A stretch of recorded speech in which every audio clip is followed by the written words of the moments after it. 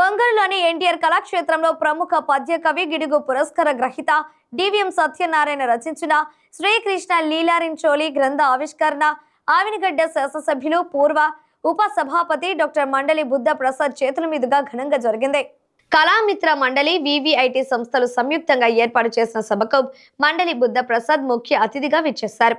DVM Satyanarayana రచించిన పద్య కావ్యం సహృదయ ప్రశంస పాత్రమైనదని, పేజీకొక పద్యాన్ని హృదయంగా దానికి తగ్గట్టు గద్య రూపంలో వివరణ, అంతకు మించి వాటికి సరితూగే రీతిలో మనోహర చిత్రాన్ని జోడించడంలో కవి ఆలోచన సరళి పాఠకులను ఎంతగానో ఆకట్టుకుంది.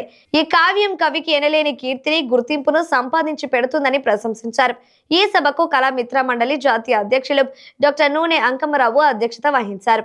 అనంతరం మోదుగుల రవికృష్ణ మాట్లాడుతూ, మా సంస్థ పక్షాన ఇలాంటి గొప్ప పుస్తకాన్ని వెలుగులోకి తెచ్చే అవకాశం కలిగినందుకు చాలా సంతోషంగా ఉందని, ఇటువంటి రచనలు సత్యనారాయణ కలం నుంచి మరెన్నో రావాలని కోరుకుంటున్నానని తన ఆశీస్సులను అందించారు. గౌరవ అతిథిగా హాజరైన కళారత్న సరస్వతి పుత్ర డాక్టర్ బూసరపల్లి వెంకటేశ్వర్లు పుస్తకాన్ని సమీక్షిస్తూ 152 పద్యాలతో భక్తి సాహిత్యం లోకానికి ఇచ్చాడని అన్నారు. ఇవి ముక్తక సమూహమైన కావ్య గౌరవానికి ఎంతో అర్హమైనదని, ఈ గ్రంథం కవిత లాలిత్యానికే కాకుండా అతని వ్యక్తిత్వానికి దర్పణమని, భక్తిని భావేశాన్ని రంగరించి రచయిత ఈ పుస్తకాన్ని మనందరికి ఇచ్చారని తెలిపారు.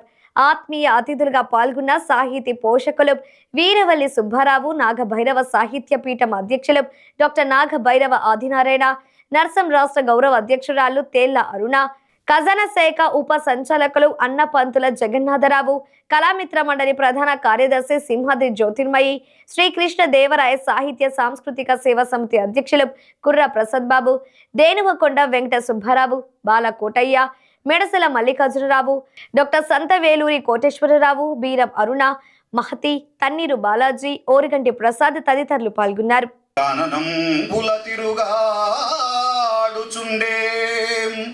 భోగిపై పవళించు భువన మోహనమూర్తి బూరుహంబున సేద తీరుచుండే గురుజనాళి హృదయ గుహల నుండి శౌరీ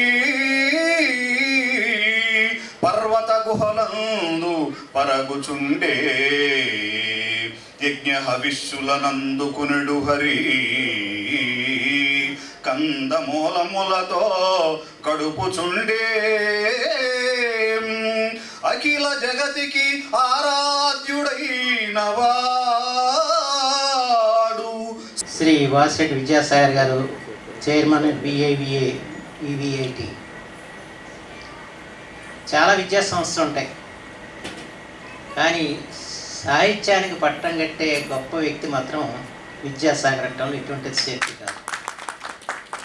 చాలా చక్కటి పుస్తకాలు వారి సంస్థ ప్రచురించారు. దానిలో ఈ పుస్తకం కూడా ఒకటి చేరటం చాలా ఆనందదాయకమైన విషయం.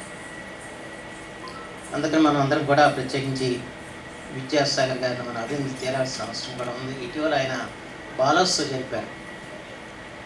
ఎంత గొప్పగా జరిపారని చెప్పడానికి లేదు. ఎక్కడెక్కడి నుంచో వచ్చారు పిల్లలందరూ కూడా. వాళ్ళందరికీ చక్కటి ఆతిథ్యం ఇచ్చి వాళ్ళలో ఉన్న సృజనాశక్తిని వెలిగి తీసిన గొప్ప వ్యక్తి విద్యాసాగర్.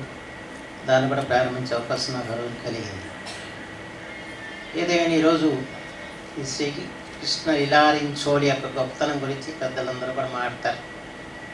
డాక్టర్ శ్రీనారాయణ రెడ్డి గారు మా అందరికీ అందించిన అదృష్టం ఏంటంటే, పుస్తక ఆవిష్కరణ చేసేవారు పుస్తకం గురించి మాట్లాడుతూ ఆ పని అంతా కూడా విమర్శిస్తుంది, గ్రంథ పరిచయకర్తలని చెప్పారు. అందుకని ఈ పద్యాలు యొక్క విశిష్టత కానీ, ఈ పుస్తకం యొక్క విశిష్టత కానీ మా బోసలపల్లి వారు వీరందరూ కూడా స్వీకరిస్తారు. ఇకపోతే ఇవాళ మనం ఆనందించదగ్గ విషయం ఏంటంటే, ఈయన అద్దెంకి ప్రాంతం నుంచి వచ్చిన రచయిత సత్యనారాయణ గారు. మొట్టమొదటి తెలుగు పద్యం శిలా శాసనంగా కనిపించింది 848లో బండరంగని అద్దెంకి శాసనం. అంటే ఆ తర్వాత 2 శతాబ్దాలకు కానీ అన్నయ్య గారు 11వ శతాబ్దంలో ఆంధ్ర మహాభారత రచనకు ఉపక్రమించారు. అంటే ఆంధ్ర మహాభారతం అంత సంక్లిష్టంగా ఇవాళ మనం అర్థం కావాలనుకుంటే చాలా సంక్లిష్టంగా ఉంటుంది. కానీ దాన్ని అర్థం చేసుకునే జనం ఉన్నారంటే అంతకుముందు ఎంత సాహిత్యం మనకుందో మనం ఒకసారి ఆలోచించాలి. ఆ సాహిత్యం ఉందంటానికి ఒక నిదర్శనంగా మనం దొరికింది మాత్రం పండుగ. ఆయన అంకితం ఇచ్చిన పద్యంలోనే మొదలు స్టార్ట్ చేస్తుంది. మాధవ స్వామికి అంకితం ఇచ్చారు వాడు. అదే అద్దంకిలో పెంచేస్తున్న శ్రీదేవి భూదేవి సమేత శ్రీ మాధవ స్వామి తిరునాళ్ళకి అంకితం చేశారు. అద్దంకిపుర సంస్థితం సిద్ధచారణ సంస్థుతం సర్వవైభవ సిద్ధితం నమామి శ్రీరమాధవం.